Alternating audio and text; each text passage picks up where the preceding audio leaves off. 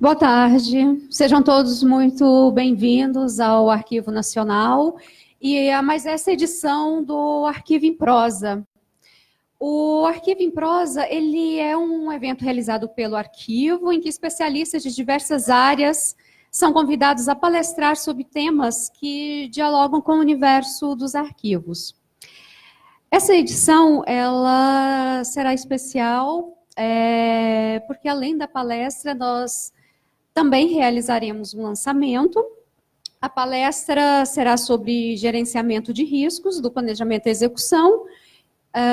Este é um material que foi produzido pelo Arquivo Nacional e ele também está disponível, a gente está fazendo hoje o lançamento dele, ele está disponível para download. E para falar sobre esse tema e sobre o manual, nós vamos chamar um colega aqui do arquivo, o Tiago César da Silva, que é mestre em História em Memória Social pela Unirio e atua há mais de 10 anos como conservador e restaurador no Arquivo Nacional. Boa palestra.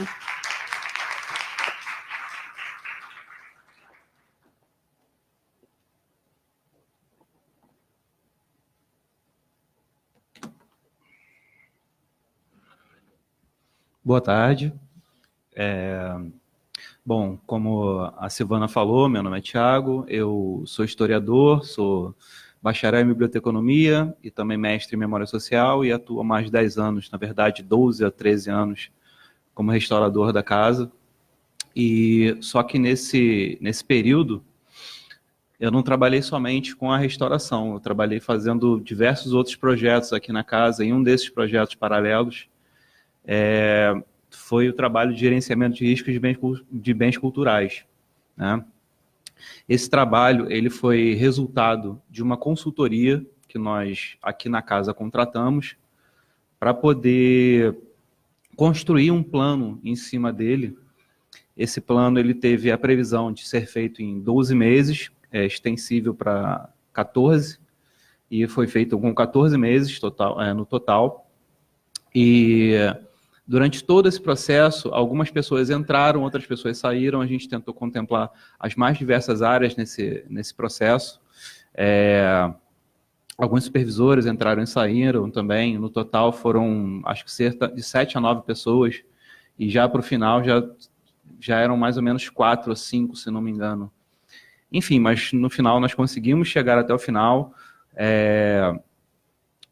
entregamos o relatório final, que era um relatório bem extenso, e ele resultou nesse manual que a gente está apresentando hoje para vocês, que na verdade ele falar um pouquinho para vocês como é que foi a experiência, de como é que a gente fez desde o princípio, que a quantidade de discussões que a gente teve, e, enfim, passar para vocês como um pontapé inicial, mesmo para qualquer instituição que vier a querer fazer esse procedimento e entender como é que foi esse processo aqui, né? Então, essa é a nossa capinha do manual, como é que ficou, vocês vão achar disponível para download aí no site. Como eu estou falando para vocês, o objetivo é dar um subsídio para um pontapé inicial.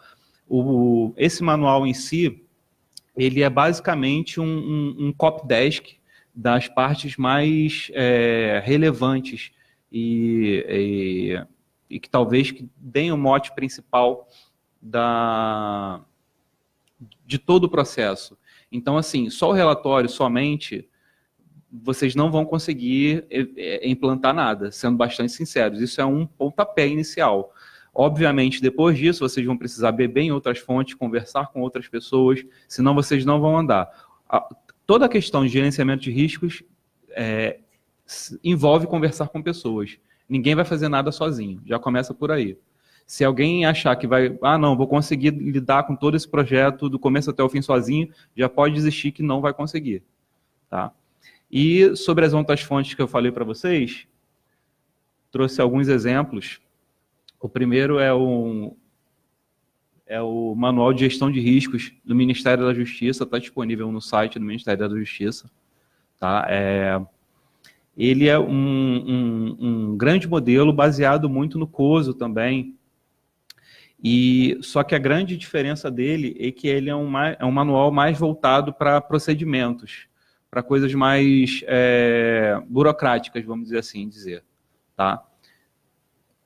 Aí, caindo um pouquinho mais aqui para a nossa área, já tem o manual da Biblioteca Nacional, que eu acho que todo mundo que pesquisa sobre esse assunto acaba chegando mais cedo ou mais tarde, porque ele é um dos fundamentos dessa discussão, porque também a pessoa que participou desse manual da Biblioteca Nacional foi a mesma pessoa que nós contratamos aqui.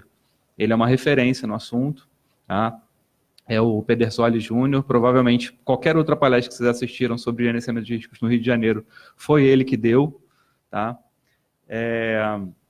Só que a grande diferença é que esse manual, ele mostra como fazer, mas ele não mostra como foi feito. Não ocorreu a implantação real desse projeto. Aqui no Arquivo Nacional, a grande diferença foi que nós fizemos, do começo até o fim. Então, esse manual é bom para você se embasar sobre a discussão de bens culturais, mas também, sozinho, não vai ajudar. E, por fim, talvez esse seja o mais completo. Esse é o manual do ICRON. Esse, sim, ele abarca todas essas questões que a gente... Toda a aplicabilidade prática que a gente colocou no nosso manual, ele discute aí em teoria. Talvez, para falar de gerenciamento de riscos de bens culturais, esse seja o manual mais completo. Então, eu trouxe aí essas três fontes de informação, além do manual. Então, o nosso é a quarta fonte de informação aí que pretende servir como mote para indicar um caminho para vocês, enfim. Né? Todo o princípio de gerenciamento de riscos é a gente pensar o que é risco, né? E a gente tem uma ISO para isso. Toda vez que a gente tem uma normatização técnica, ela te embasa burocraticamente, tá? Por mais que a gente tenha discussões muito... que não dá para discutir de um caráter objetivo, não tem uma discussão muito pragmática, a gente precisa, de alguma maneira, usar um pé no chão. E como a gente tem essa ISO, é ela que vai servir como essa pedra fundamental, né? E assim como essa ISO define o que é risco, ela também define o que é o gerenciamento de riscos, tá? E quando a gente define o que é o gerenciamento de riscos, a gente começa a repensar uma série de atitudes que a gente toma, às vezes até mesmo sem ter a percepção que nós estamos tomando. Às vezes uma coisa simples, um cuidado bem pequeno, ele vai indicar para você toda uma série de medidas que a percepção de quando você está fazendo é diferente do que fazer naturalmente, quando já está no sangue, como se diz, né? Os tipos de plano de gerenciamento de riscos, ele depende muito do que você quer fazer, do que você quer gerenciar efetivamente, tá? Você tem, basicamente, os gerenciamentos de riscos financeiros. Esses são bem objetivos, o que você quer dizer. Você está gerenciando o risco para não perder dinheiro, é meio óbvio, né? Os operacionais, basicamente, aquele manual que eu mostrei no Ministério da Justiça, ele é um manual de gerenciamento de riscos voltado para a operacionalidade, tá? E os específicos, que é exatamente o nosso caso, que é o gerenciamento de riscos para bens culturais. Aqui no arquivo, a gente participou de um treinamento na semana passada dado pelo Ministério da Justiça e a gente discutiu muito o gerenciamento de risco operacional. Só que tem um desdobramento disso, do específico, de bens culturais, que ele é uma fatia desse bolo que não está abarcado. Então, se nós que somos profissionais da área não nos impusermos sobre ele não vai ser visto. Então, cabe a nós dar esse subsídio informacional para eles, tá? E, basicamente, é você entender o que você quer cuidar. Você só pensa no gerenciamento de risco quando você tem medo de perder alguma coisa. Se você não tem medo, você não vai gerenciar esse cuidado. Então, quando você pensa sobre isso, efetivamente, e você sabe o que você quer aparar as arestas, o que você quer melhorar, o que você quer impedir um desastre, isso tudo facilita toda a sua questão de pensar sobre isso mesmo, de refletir sobre isso. A gente não pode ter preguiça de pensar. Pensar é cansativo, mas a gente não pode deixar de fazer isso, senão a gente não anda, tá? Convivência com os riscos. A gente tem risco o tempo inteiro. A gente pode andar na rua e tropeçar, a gente não sabe, a gente sai de casa, não sabe, no Rio de Janeiro, né, gente? A gente sai de casa e não sabe se volta, já começa por aí.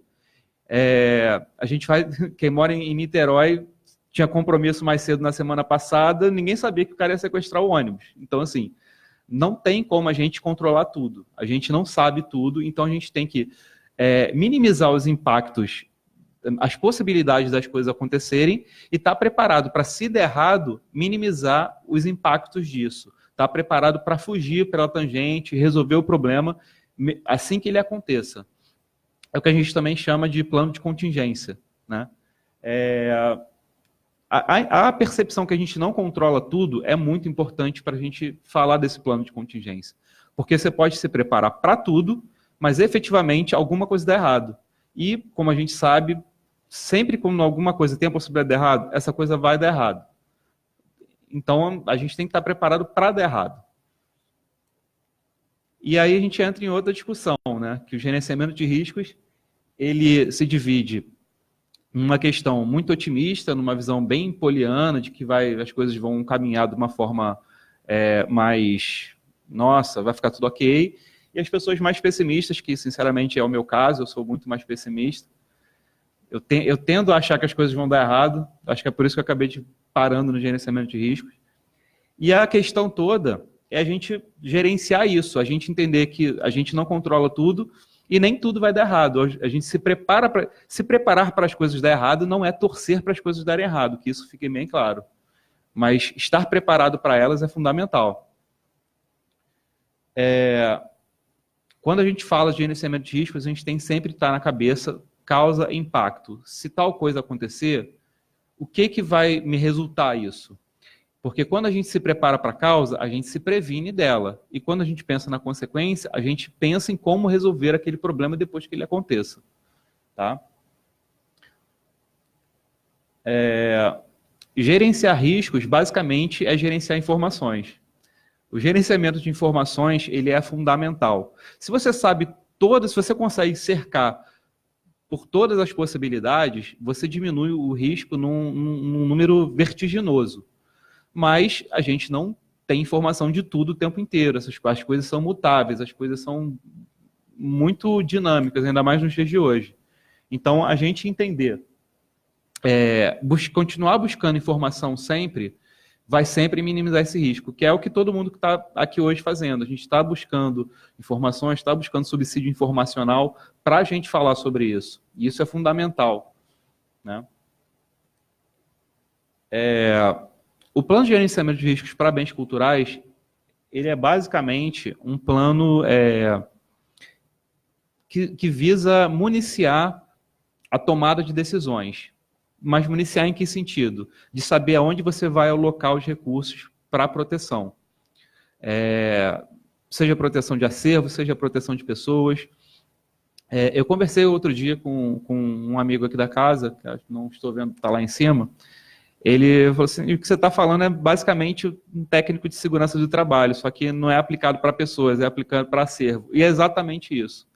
Só que assim, como eu falei para vocês, a gente está voltado para bens culturais, a gente está voltado para acervo mesmo.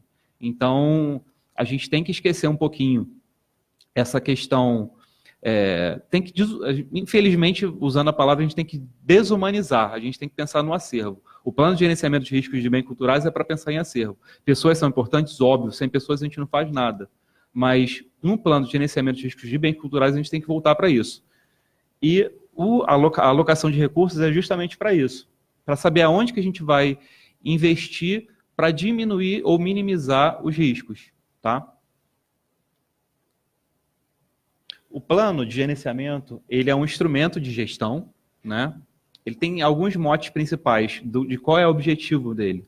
O instrumento de gestão, ele permite uma visão abrangente, porque durante todo o processo da construção do manual, que esse, inclusive, foi uma das grandes vitórias que eu considero, foi que todo mundo conversou com todo mundo.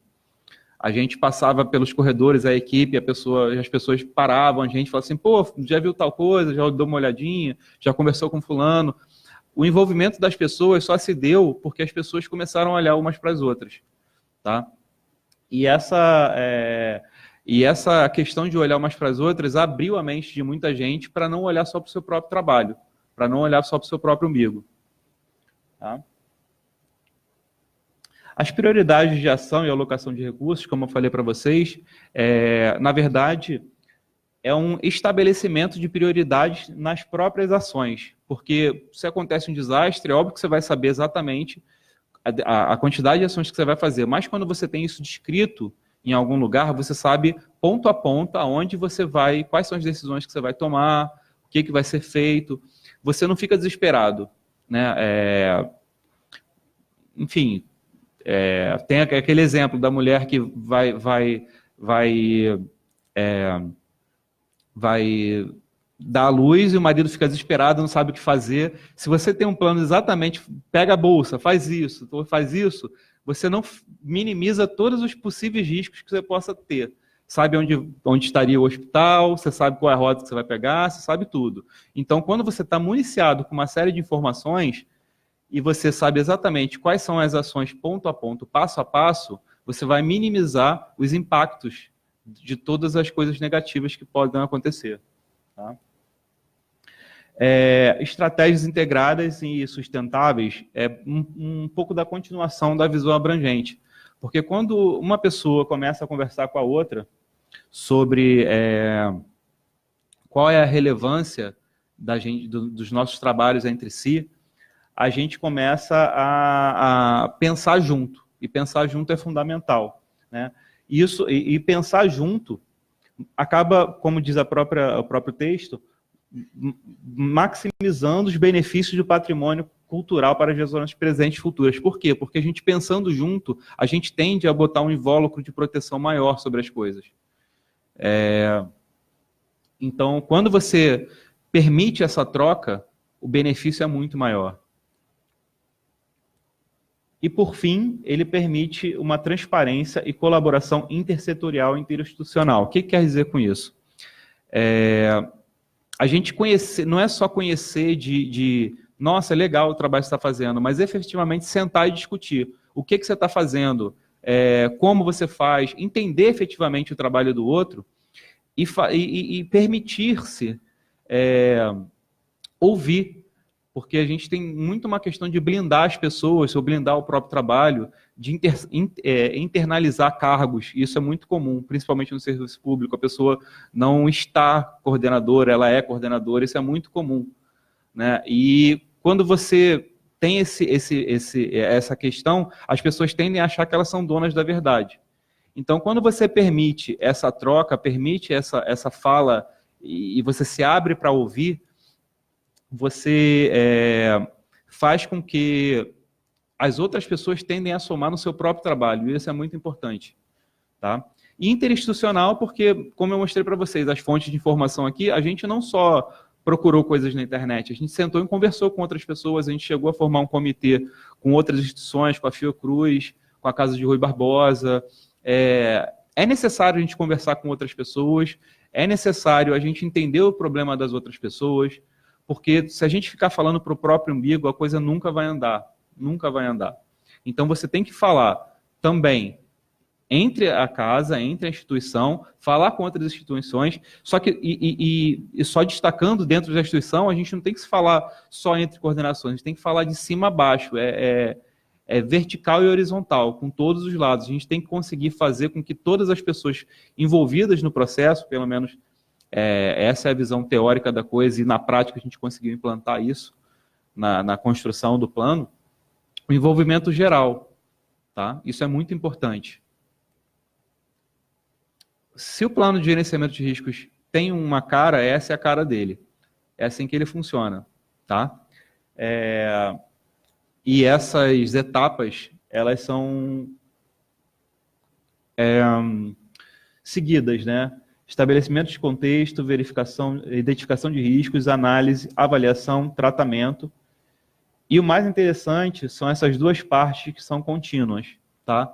Por quê? Porque durante o monitoramento e a revisão ou a comunicação, a gente está sempre buscando informação e entra naquela coisa que eu falei lá na frente. Gerenciamento de riscos é gerenciamento de informações. Então, como a gente está num processo contínuo de troca de informações, esse processo ele é muito importante. A gente está sempre se falando, ocorreu uma troca entre as etapas, porque se a gente se fechar no próprio programa em si, no próprio plano mesmo, a gente não consegue andar. A gente precisa entender que lidar com bens culturais não é algo fixo. A gente tem que se permitir mudar e alterar algumas coisas ao longo do processo. Não é nada engessado. Tá? O primeiro item que a gente fez aqui foi gerenciar o planejamento em si. Por quê? Porque se a gente faz tudo de forma caótica, a gente não vai conseguir andar. Então a gente sentou e planejou, como eu falei para vocês, que aqui o plano durou 14 meses. E nesses 14 meses, naquela fase anterior que eu mostrei, cada etapa tinha 2 ou 3 meses duráveis e elas se convergiam em alguns meses, que é para permitir essa troca de informações entre os setores e entre o próprio plano em si, né? Então, quando você estabelece um organograma, enfim, uma organização mesmo do plano, ele vai andar. Senão, você faz tudo de forma caótica e ele não funciona. O próprio plano em si, ele não anda. E aí, o grande problema de falar de gerenciamento de riscos de bens culturais é o conceito de valor. Aqui para a gente entende o seguinte: nós somos uma instituição pública voltada para o atendimento público e a gente não vende nada. Então, como é que a gente vai valorar alguma coisa que não tem preço? Esse é o grande problema para gerenciamento de riscos de bens culturais. Se você faz de bens petrolíferos, se você faz de uma análise financeira, é muito palpável isso. Agora, quando a gente está falando de bens culturais, é muito complicado você discutir o que é valor, porque não é só discutir o que é valor, é o que é importante para quem. Só que aqui a gente não pode fazer distinção. Mas aí a gente entra em outro problema, porque se tudo é importante, nada é importante. Então a gente está sempre num jogo de gato e rato aqui, correndo atrás do próprio rabo, né, por assim dizer, para entender esse conceito de valor para dentro e para fora. E para isso a gente adotou uma série de atributos de valor que a gente vai ver mais para frente, que isso deu uma discussão que a coisa foi meio feia aqui, mas funcionou. A gente conseguiu fazer com que andasse. Né? Quando a gente pensa também em bens culturais, a gente tem que pensar em o que pode danificar o nosso acervo, porque, enfim, é o nosso objetivo principal, é o gerenciamento de riscos de bens culturais, para que eles sejam minimizados, esses riscos. Então, a gente tem que entender quais são esses riscos. São coisas que, no dia a dia, elas também estão introjetadas, foi o que eu falei para vocês, mas quando a gente para refletir exatamente que esses riscos existem, a gente para pensar e fala assim, nossa, é tão óbvio, mas não funciona dessa forma, a gente tem que parar e pensar sobre ele, né? E esses são os 10 agentes de deterioração que a gente usa como mote principal para pensar sobre gerenciamento de riscos de bens culturais. E o mais interessante é pensar que um tem influência sobre o outro o tempo inteiro. Tá? Então, se você mexe numa causa, ou você mexe numa consequência, ou tem algum sinistro ligado a um desses eventos, efetivamente uma ação ela pode tanto proteger para mais de um risco, quanto pode afetar outro risco.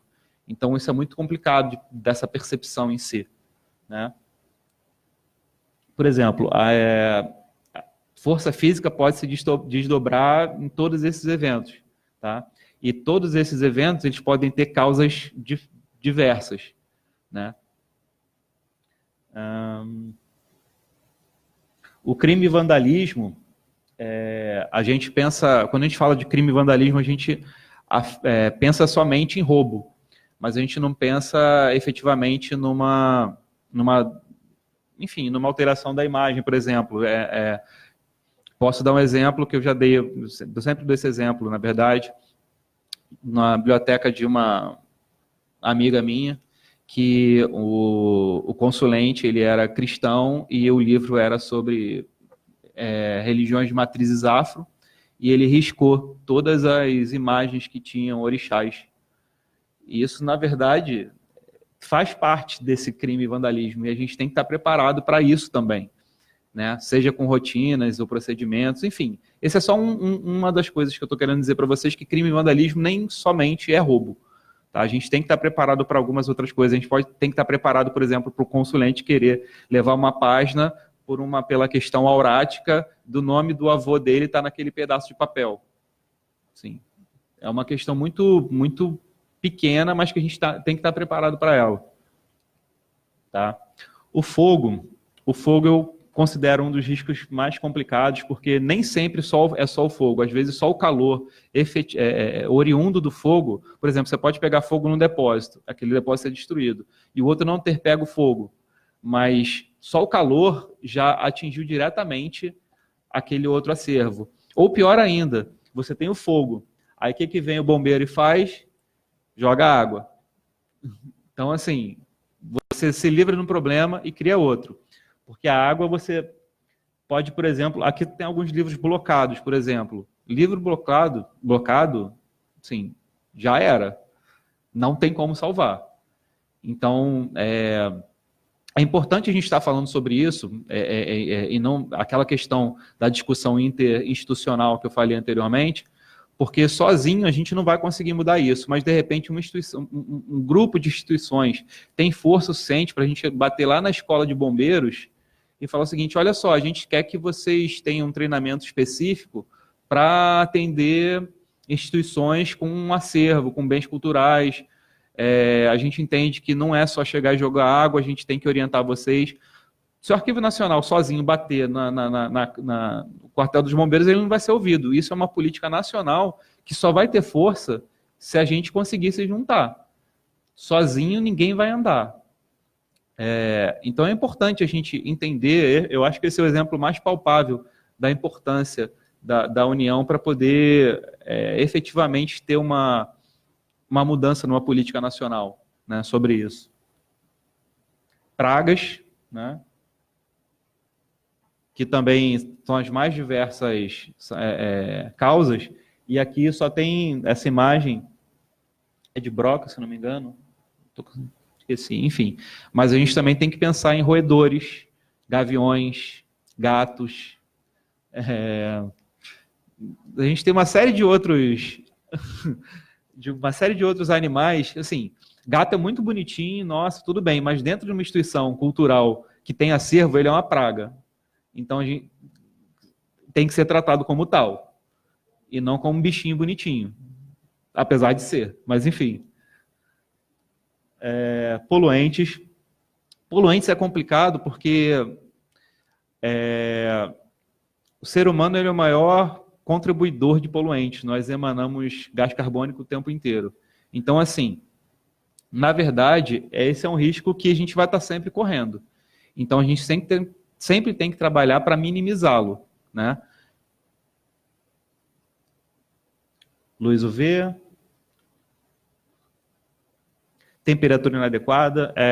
Aí tem uma imagem de foto, porque eu acho que foto ilustra mais ainda essa questão de temperatura inadequada. Porque se você tem uma temperatura muito alta, a gelatina da foto ela derrete. E se você tem uma temperatura muito baixa, ela craquela. Então, assim,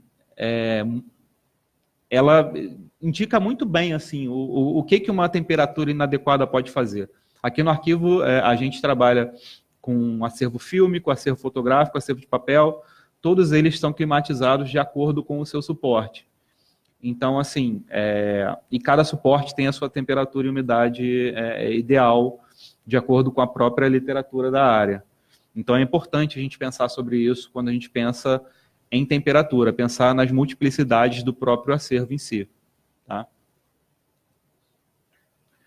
Umidade relativa inadequada. Aí a gente tem um outro problema, tá? Porque quando a gente fala em umidade, existe... Opa, obrigado. existe a temperatura, a umidade relativa e a umidade, absoluta. Uma você consegue controlar com o ar-condicionado, né? E a outra você só consegue controlar com os umidificadores, por exemplo. São coisas diferentes, mas que elas afetam de uma maneira conjunta. Então, você tendo um controle sobre isso com profissionais da área, discutindo sobre isso, verificando sempre a literatura, isso é muito relevante. Dissociação é mais complicada, porque nem sempre depende só de nós, mas às vezes só depende de nós. Tá? Eu dou um outro paralelo também. Se você ganha um baú da sua avó e está lá na sua casa, aí sua casa pegou fogo. Só que dentro desse baú tinha um título de capitalização que seu tio-avô tinha deixado para você e você era milionário. Sua casa pegou fogo, você nunca vai saber que você era um milionário. Isso aí é uma questão clara de dissociação, porque você não sabe o que você tinha. Então, você só pode valorar o que você tem. Você não se valora o que você não tem. Às vezes você tem um tesouro e não sabe. Então, por isso que é importante o tratamento técnico, arquivístico, bibliográfico, museológico, porque a descrição é relevante para a gente entender a importância das coisas com que a gente trabalha. Tá? Como eu falei para vocês, as etapas do projeto foram essas. Tá? E o diagnóstico, ele vai numa... Tá? A gente não pode controlar a região, o entorno. O prédio a gente tem controle em parte, e a partir daí a gente tem que saber a cada decisão o que a gente pode fazer, aonde a gente pode interferir. Dos fatores relevantes, eu sempre dou um exemplo também. A gente precisa compreender todas as rotinas e todos os procedimentos, de cima a baixo. Tá? Por exemplo, quando a gente foi fazer esse trabalho, a gente foi perguntar para o pessoal da limpeza como é que eles faziam a limpeza do depósito. E aí, uma senhorinha falou, a gente mistura álcool a 70 aqui e tal, porque aí, quando você limpa o depósito, você só joga água, você aumenta a umidade dentro do depósito. Então, com a umidade, com o álcool a 70, você aumenta a velocidade da evaporação e você não aumenta a umidade, ou você controla em tempo hábil. Talvez ela nem soubesse, isso foi algo que foi passado do encarregado para ela, que foi passado no supervisor, que às vezes nem estivesse mais lá. Mas a questão é a seguinte, se a gente perguntasse para a diretora ou para o diretor na época, ele não saberia dizer disso. E aí a importância de você conversar desde a direção até o pessoal da limpeza, até os seguranças, para você entender todo o processo, toda a política de procedimentos que estão envolvidas. Tá? Porque nem sempre quem está nas pontas sabem todos os procedimentos de rotina. Tá? Se às vezes a gente não sabe a rotina de trabalho do colega que está do lado, imagina em outro prédio ou com outra função completamente diferente da sua. Então, a conversa é muito importante. Você verticalizar e horizontalizar isso é muito importante. Tá? Metodologia de levantamento de dados. Isso é extremamente complicado de se fazer, porque você tem essa série de medidas. Né? O brainstorm é aquela coisa meio catársica de você botar todo mundo na mesa e todo mundo despejar tudo. Né? A Delphi é a minha preferida, que é você separa um conjunto de especialistas da área e fala sobre isso, debate sobre isso. Aqui tem uma questão muito clara, né, de que os especialistas na área nem sempre são de coordenação, nem sempre são de supervisão. A gente tem que entender que diploma não faz profissional. Eu sempre dou o mesmo exemplo. Eu trabalho na restauração há 13 anos. Eu trabalho com Paulo e com a Alice. O Paulo, eu já andei por muitas instituições no Rio, algumas em outros estados. Eu posso dizer, ele não tá aqui, não estou puxando o saco, ele é o melhor restaurador que eu já vi, de todas as instituições, que barra muito mestre e doutor. Para mim já começa o seguinte, chamou de ateliê, chamou o laboratório de restauração de ateliê, para mim eu já sei que não trabalha, já sei que não é quem faz. Aquilo é um laboratório, aquilo é um lugar de trabalho, enfim. E as pessoas têm que entender que, às vezes, quem está na ponta, que está no dia a dia fazendo, é quem sabe. Não é quem está atrás de uma mesa, não é quem está escrevendo um artigo, não é quem está fazendo um livro, não é quem está compilando nada. Às vezes é a pessoa que está botando a mão na massa, literalmente, nesse caso, que eu estou dando exemplo. Mas a gente tem que entender que, às vezes, quem está na ponta do sistema sabe muito mais do que quem está coordenando. E a gente tem que tirar o chapéu para essas pessoas, tirar a arrogância do bolso e entender que as pessoas fazem, né? E ouvir essas pessoas, senão não vai adiantar.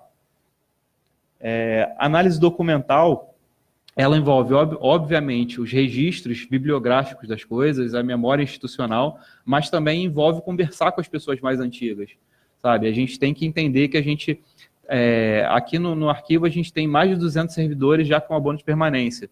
Essas pessoas vão embora, e se saber, eles vão com eles? Não, a gente tem que conversar com essas pessoas. A gente tem que saber o que eles aprenderam, o que eles podem passar para a gente. E a gente pensar nessa análise documental não é só uma análise física, por escrito, num suporte em si. É uma análise informacional que está no ar. Diagramas é muito óbvio, mas assim, eu particularmente não gosto muito, que eu acho que fica um pouco preso dentro de um sistema. E análise SWOT, que é a clássica de qualquer avaliação de gerenciamento de riscos, né? Que você fala as forças, as fraquezas, as oportunidades e as ameaças. As forças e as fraquezas são as coisas que você efetivamente tem alguma ingerência. E as oportunidades e as ameaças são o que você não tem, mas que você pode torná-las controláveis em algum nível, em algum momento. Quando a gente fala da tipologia de riscos, a gente enquadra basicamente os agentes de deterioração em uma periodicidade, tá? Raro e esporádico é bem óbvio no que se quer dizer, mas o processo cumulativo às vezes é um pouco complicado. Então é mais fácil pensar em processo cumulativo, por exemplo, quando a gente fala de contaminantes. O ar a gente não tem como controlar, a não ser que você faça uma câmara a vácuo, não tem como você controlar o ar totalmente. Então, ele é um processo cumulativo, em alguma maneira, em alguma instância. Tá? Essa é uma análise de risco, né? Que a gente determina um agente de deterioração, entende que ele pode ter várias causas, entender qual é o efeito, o impacto, quanto da coleção e a frequência. Essa questão da quantidade de coleção, ela é a mais complicada de se dizer, porque ela está atrelada diretamente à questão do valor. Tá? Por exemplo, aqui a gente tem o Códice 5, se não me engano, que são os autos da devassa. Não vou lembrar agora, exatamente. Mas, enfim, especificamente o volume 5, ele tem a sentença de Tiradentes. Tá? Se não me engano. Enfim, não vou lembrar. 9? Enfim... não vou lembrar exatamente, mas vocês entenderam onde eu quero chegar. Efetivamente, se aquele volume for perdido, ele vai ter um impacto na coleção muito maior do que o volume 1 ou 2, por exemplo. Isso é complicado, porque todo volume, todo o códice é importante, mas um especificamente tem algo mais relevante que os demais. Isso faz essa alternância entre fração da coleção afetada ser algo tão complicado mesmo. Eu acho que não consigo achar outra palavra para dizer, senão muito complicado de avaliar. Tá? Quando a gente fala sobre o gerenciamento de riscos e como a gente vai passar para a parte, né, efetivamente que controla o dinheiro, a gente não pode falar nunca que eles vão gastar. A gente tem que falar que eles vão investir. A gente tem que usar palavras fáceis para as pessoas entenderem, né, que você fazer aquele investimento em si vai reduzir posteriormente o impacto negativo de danos que numericamente a gente não pode nem colocar. Né? Um fogo numa lei áurea, por exemplo, não tem dinheiro que pague, não tem seguro que pague. Né? Isso eu estou colocando só a lei áurea. Eu vou colocar algo mais palpável. Aqui a gente tem registro civil aqui que tem documentação das pessoas que eram que eram recolhidas, enfim, que precisam disso aqui para ter identidade própria, para ter identidade legal, que eu digo mesmo, de tirar uma segunda via de documento. Se essa coleção foi perdida, para essas pessoas, é algo que é, assim, imensurável, não tem preço. Então, a gente tem que fazer os gestores entenderem que quando a gente trata do valor, da questão financeira sobre isso, ele não está fazendo um gasto, ele está fazendo um investimento para uma proteção maior de bens que não tem preço. Tá? E a gente enquadra isso, mais uma vez, os gestores eles precisam de um documento em que tenha números, porque é mais fácil da gente defender números. Números não tem como você mascarar, né? E a gente enquadra todos esses riscos em uma avaliação com uma magnitude. E essa magnitude de risco ela é calculada com a frequência do risco, do evento, a perda do valor e o quanto da coleção foi afetada. Tá? Essa é a primeira tabela, só para vocês darem uma olhadinha. A pontuação, o tempo efetivamente, né, do risco, probabilidade de acontecer, probabilidade em 100 anos e os eventos posteriores. A tabela B e a tabela C. Essas tabelas elas estão no manual, tá? Para quem quiser dar uma olhadinha, baixem, dá uma olhada com mais calma. Também está no manual. Né? No final das contas, a gente vai enquadrar todos os eventos nessa tabela para apresentar para a gestão. Tá? Efetivamente, para a gente chegar nesse número, a gente passou por uma série de medidas, de metodologias para validar isso. Então, quando a gente chega para apresentar isso para uma direção, para os gestores em si mesmos, quando ele pergunta, por que isso aqui está em extremo, tal, e você explica, fica mais fácil de você argumentar o porquê da importância de investir o dinheiro naquela questão, naquela situação em si. Tá? E a partir daí, né, com aquela tabela toda preenchida, a gente consegue definir prioridades, o que fazer, quais são as atitudes.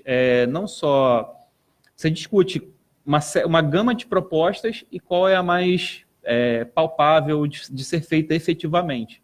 Né? E comunicar, que é isso que a gente está fazendo aqui, lançando esse manual hoje para vocês, né? Apresentando que existe algo a ser discutido, existem pessoas que pensam sobre o gerenciamento de riscos de bens culturais, né? E que a gente precisa que outras pessoas também venham falar com a gente sobre isso. Porque se a gente não conversar entre si, a gente não vai andar. O exemplo que eu dei para vocês lá das políticas nacionais, os bombeiros, assim, a gente tem que se falar entre si. Apresentar só um breve trechinho aqui das coisas que a gente fez aqui, no arquivo. Né? Tudo que guiou o trabalho foi a missão institucional. Né? Então, em qualquer lugar que vocês forem aplicar a metodologia de gerenciamento de riscos de bens culturais, o que vai guiar é a missão institucional do lugar onde vocês estão trabalhando. Por exemplo, uma biblioteca de jurídica, ela tem uma importância muito maior para os livros jurídicos do que os livros paradidáticos, por exemplo. Enfim, o que vai guiar como você vai valorar o seu acervo é a missão institucional. Então, por isso que é importante a gente entender aonde a gente está para saber com quem a gente vai falar e até mesmo como a gente vai falar.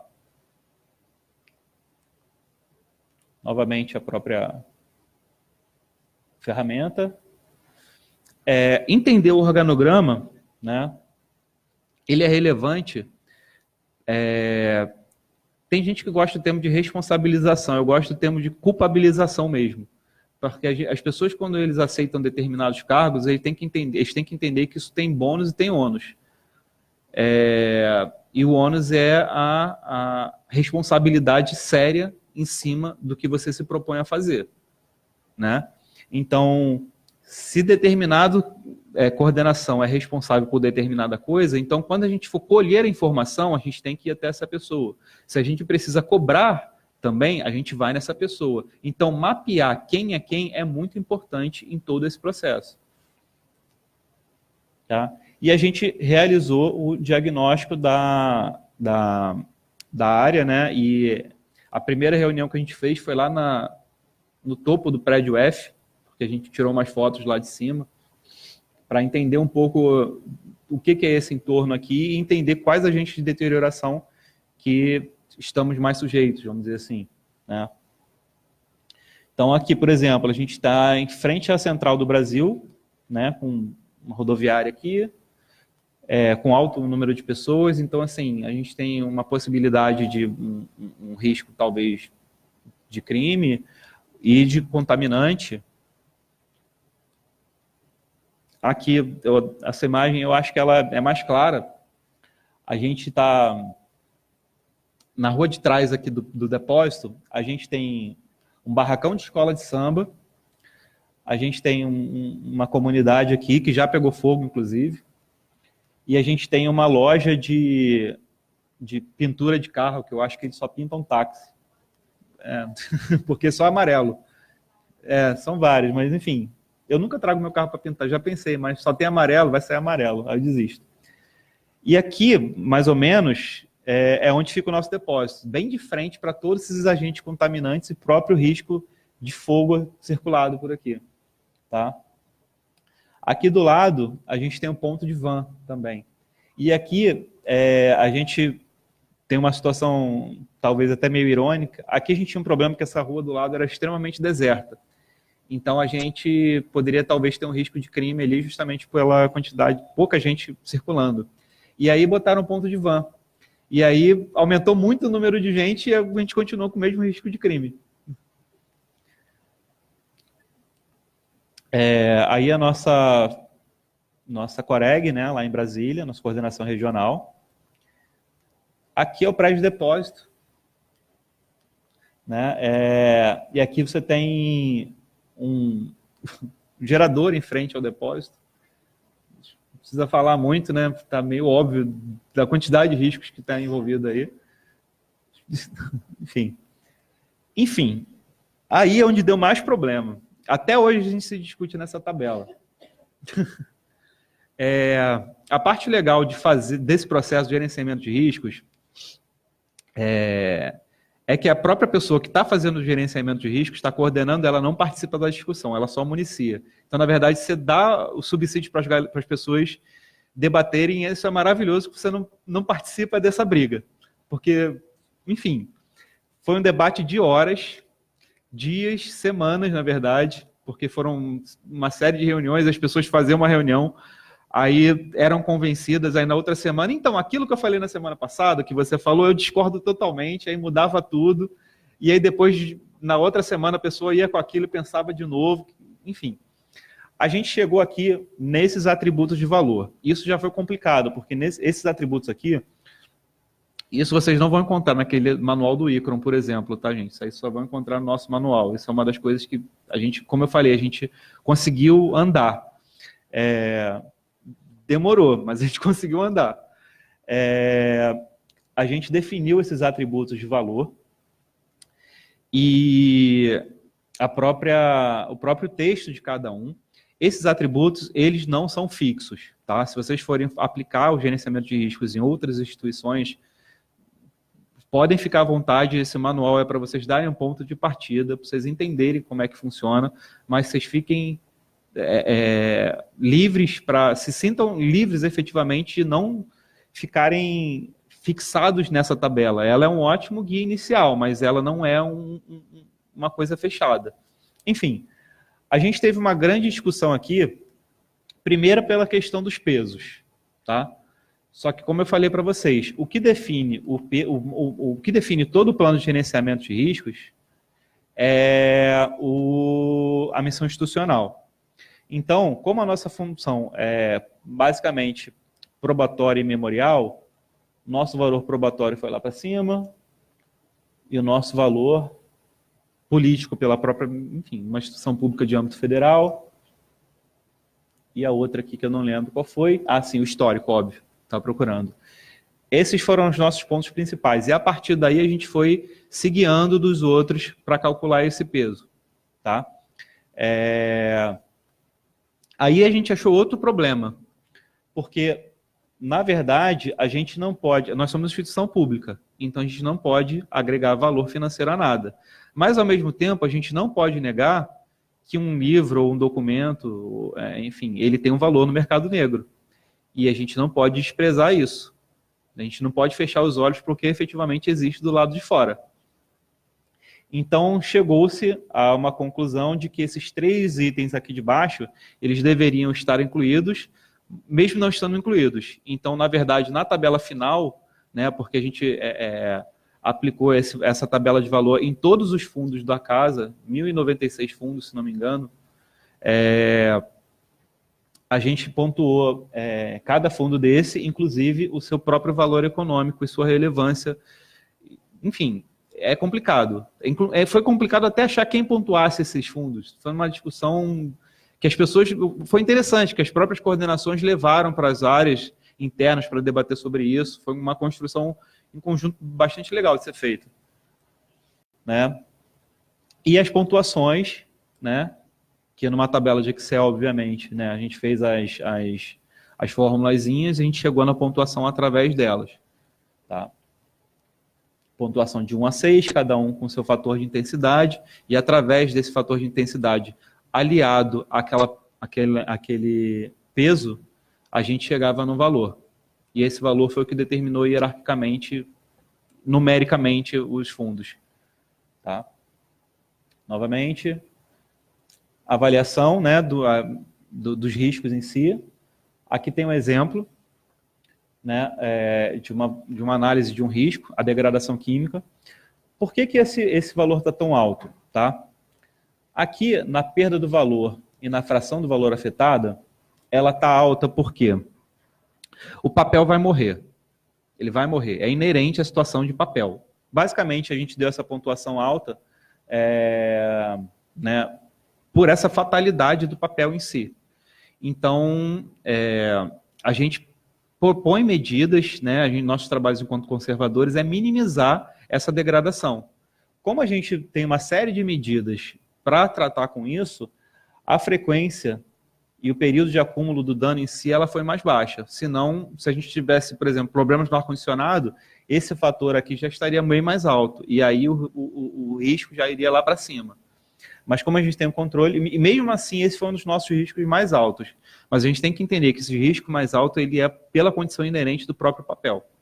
Tá? E aqui um outro risco, que é o de colisão de aeronave, né, que também é uma outra questão que a gente colocou aqui no fração do acervo e na perda do valor altíssima, mas na frequência ela é negativa, porque nunca aconteceu, e que nunca aconteça. Essa aqui foram os nossos riscos avaliados, tá? Nada em extremo, é algo muito positivo, né? E eu trouxe essa tabelinha aí para vocês entenderem como é que visualmente fica muito mais fácil de você chegar para o gestor e poder negociar com ele tudo que foi feito, ou tudo que vai ser feito, né? E aí, quando a gente chega no estágio de tratamento, já caminhando já para o final do processo, a gente tem que entender quais são as medidas a se tomar. E essas medidas a serem tomadas, elas estão guiadas por essas medidas aqui. Esses estágios de tratamento, na verdade, né? E aqui, a gente tem a degradação química, tal, e a proposta foi de implantação de um novo prédio, você faz toda a descrição do que pode ser. E durante esse processo de tratamento, você também faz o levantamento financeiro aproximado. Obviamente que você não vai poder fazer um tratamento exato, porque, enfim, levantamento financeiro é algo muito complicado a se fazer, principalmente no serviço público, né? Então, mas um pontapé inicial, apontar uma direção é muito importante. E esse é uma outra questão, que inclusive já deu discussões muito grandes também, sobre tratamento técnico faltante, que é o maior risco, obviamente, é o risco de dissociação, que você consegue tratar esse risco com custo basicamente zero. O que eu quero dizer com custo zero, gente? Não é que você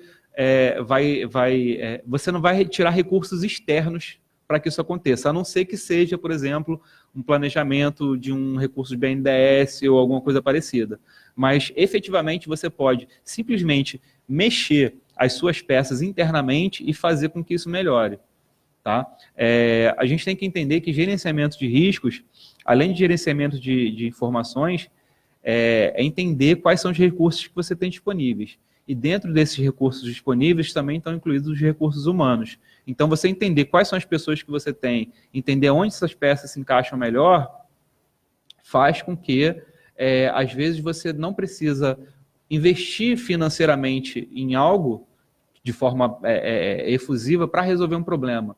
Às vezes, uma coisa simples. Eu dou exemplo, às vezes, do time de futebol. Às vezes, o cara não sabe fazer gol, é péssimo, você só movimenta ele, coloca ele para a zaga e a coisa funciona perfeitamente, ou vice-versa. Você não mudou o time, você só trocou o posicionamento, e isso faz com que você consiga chegar a algum lugar em si, né? Então, essa foi um pouquinho da experiência da gente, de como é que foi feito e um pouquinho do nosso manual em si, né? Porque algumas coisas aqui vocês vão achar no manual, outras não, mas aí eu e toda a equipe aqui da casa, a gente se coloca à disposição para, enfim, quem quiser trocar uma ideia ou buscar uma parceria para conversar mesmo sobre isso, para fazer uma implantação, a gente está aberto e é isso.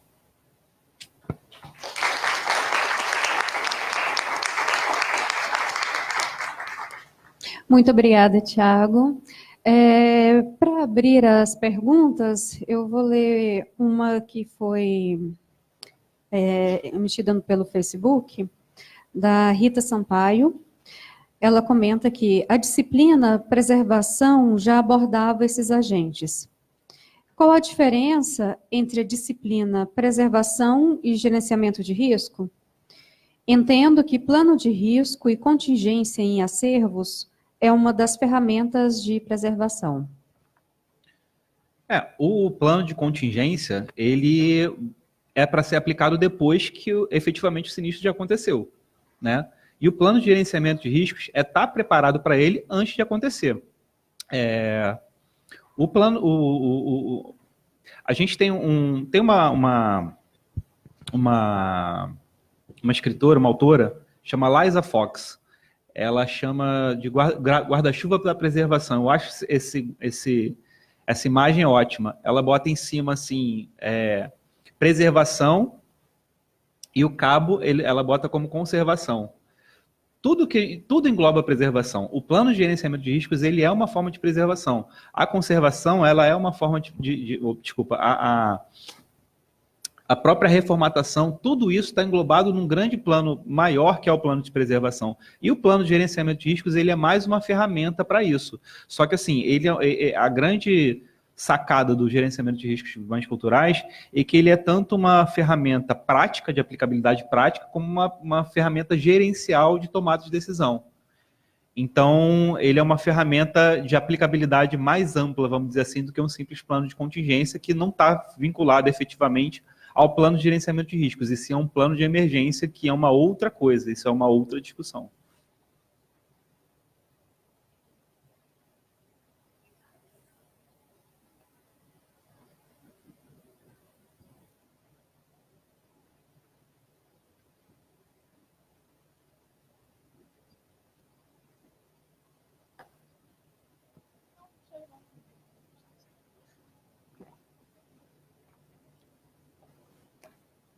Não, já foi.